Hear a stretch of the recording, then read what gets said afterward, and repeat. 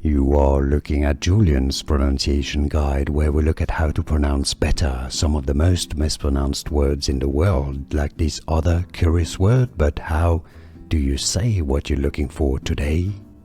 We are looking at how to pronounce this word and more confusing vocabulary too many people get wrong, mispronounce. Stay tuned to the channel, loads to learn here.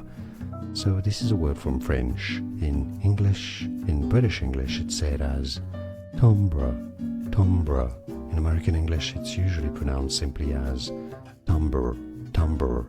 Now, it comes from French, and in French it's said as timbre, timbre.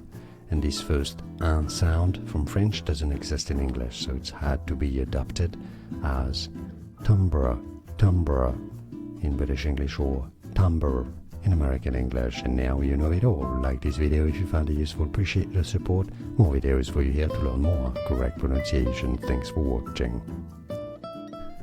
Here are more videos on how to pronounce more confusing words and names too many mispronounced. Like this video if you found it useful, I appreciate your support. I'll see you soon, and thanks for watching.